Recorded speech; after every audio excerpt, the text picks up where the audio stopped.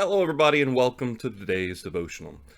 Our thought today is about the fact that we're entering into the winter holidays, Christmas season, whatever you want to say. And we often see the phrase or something to the effect of the season of joy. And generally, it goes back to the belief that many have that Jesus was born on December 25th, which there's no reason to believe that. Or maybe it's some kind of collection of fact that you've got family together, and so that's a joyful reason to have family together and so forth. But ultimately, it's referred to as the joyful season or the season of joy, something to that effect. And I was just thinking about that, and I want you to consider with me Acts 2, starting in verse 22, what Peter says on the day of Pentecost. We're not going to read the whole thing, but there's a couple of verses here that I want to look at. Men of Israel, hear these words. Jesus of Nazareth, a man attested by God to you by miracles, wonders, and signs, which God did through him in your midst, as you yourselves also know. Him being delivered by the determined purpose and foreknowledge of God, you have taken by lawless hands, have crucified, and put to death, whom God raised up, having loosed the pains of death, because it was not possible that he should be held by it. For David says concerning him, I foresaw the Lord always before my face, for he is at my right hand, that I may not be shaken. Therefore my heart rejoiced, and my tongue was glad. Moreover, my flesh also will rest in hope.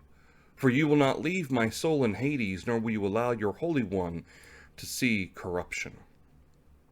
Now, obviously, we're familiar with the Song of David and the reference here that David has regarding his own resurrection one day, that he will not be left in the realm of the dead, that's Hades or Sheol, but rather he will be raised one day. But I want to focus in on verse 26, given the context that Peter, and for that matter David, is using this in. My heart rejoiced, my tongue was glad, my flesh also will rest in hope. It's important to remember that the term joy means the recognition of being blessed. Okay, that we've been blessed. That's joy. A lot of times people associate joy with happy feelings. And sometimes it can be associated with feelings, but it's its own concept. Even when we're not happy, we can be joyful because we recognize that God has blessed us. Rejoicing is the act of expressing that joy, whether it's through prayer, through song, whatever it may be. The act of rejoicing, as David mentions here in verse 26, my heart rejoiced, my tongue was glad, my flesh will rest in hope. And it just kind of reminds me, and I hope it reminds all of us, that there is no such thing as the season of joy or the joyful season. The fact that Jesus was born at some point during the year, again, it very likely was not December 25th. However, he was born. And that's a wonderful thing that Jesus, or that God would be willing to send his son to this earth. But it wasn't enough that he was born. He lived a perfect life. That was absolutely necessary. And then he was killed. He was taken by lawless hands, and then he was crucified, and then he was raised. And that fact is what gives us our hope. That's why Peter quotes David, recognizing that the Lord God would enable us to have to be raised one day, to have hope. And he references Jesus, you will not allow your Holy One to see corruption. He whatever David understood regarding what Jesus was going to accomplish led David to the firm assurance that his soul would not be left in the realm of the dead. And I think it's important for us to remind ourselves that every day is a season of joy.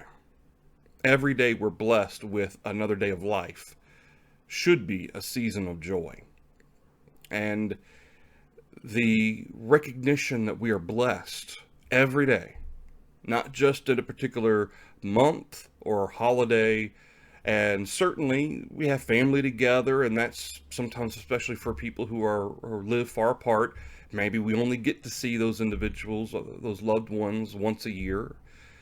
Certainly that's a reason to be joyful and to acknowledge the blessings of God, but we should also acknowledge the blessings of God every day.